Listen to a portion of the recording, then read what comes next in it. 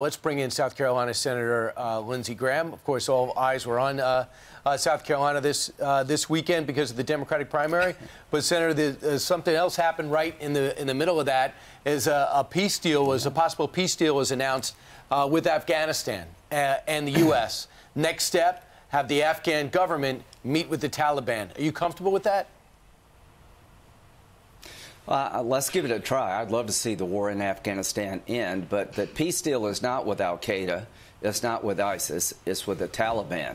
We'll see if they honor the peace deal. But the one thing I want to stress to your viewers, let's don't do in Afghanistan what Obama did in Iraq, pull the plug on the place and allow radical Islam to come roaring back. Americans were killed as a result of the rise of ISIS. People all over the planet were killed. We got a chance to end this war in Afghanistan smartly and well, but we're going to need a residual U.S. force, a counterterrorism presence for years to come, because I don't trust the Taliban to police al-Qaeda and ISIS. We foiled two plots last year where ISIS was trying to attack the American homeland. We're down to 8,600, Mr. President. Let's get the Taliban to the table, but let's don't trust the Taliban to defend America. We need some of our forces in place. That's what Obama failed to do in Iraq. But 14 months later, we're going to be pulled out. If they hit their conditions, we'll be down to 0 troops in Afghanistan, according to the way the deal reads. Senator, let's talk about if this is a wait a minute. If this is a withdrawal document, then Afghanistan will fall apart and civil war will emerge and women will go back into the darkness and al-Qaeda and ISIS will come forward again to threaten us. I've been told it's a conditions-based withdrawal.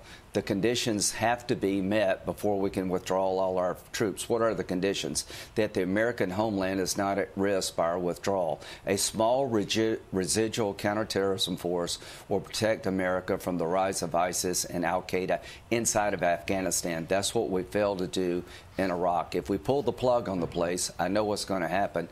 If we leave a small American counterterrorism force, I think it'll be a successful outcome.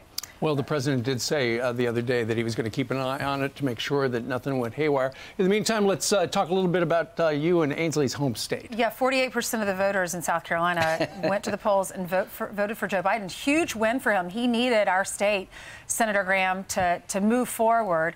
Right. What are your predictions? Well, I think Bernie's going to win California and win Texas. I think Joe Biden's going to do well in the South, North Carolina, places where you have large pockets of African-American voters. But Eric said it well. You know, this is Bernie's nomination to lose, and they're scared to death that Bernie's going to win, and they're going to pull out all the stops to stop Bernie, and I think it's going to split the party right down the middle. If we don't make any major mistakes as Republicans, President Trump is on course to get reelected. Do you think that is one of the reasons why Pete Buttigieg dropped out yesterday? No doubt in my mind, they're trying to consolidate the field to have an opponent against Bernie one-on-one. Don't count Bloomberg out. You know, Joe Biden's going to have a hard time, I think, catching on because he has no money. But if you give a guy like Bloomberg unlimited resources, he will be competitive over time. But you know what? I'm not really worried about the Democratic Party. I'm worried about the Republican Party. We got the most effective president since Ronald Reagan running at the top of our ticket. I think he's going to get reelected because of the results he's achieved on national security. He's been a Reagan-like figure. Let's end this war in Afghanistan smartly, Mr. President. Let's get a better deal with Iran, and let's take it to the terrorists throughout the world to keep America safe. And I'm just very pleased with what's happened during the Trump years. And I think the strongest thing we have going for us is not the weakness of the Democratic Party, but the strength of the Republican Party. Senator, thanks so much for joining us. You were also at the rally over the weekend with the president, so you know he's got a lot of South Carolina support. I'll be there in Charlotte tonight. Oh, okay. Busy man. He's got the Carolinas wired.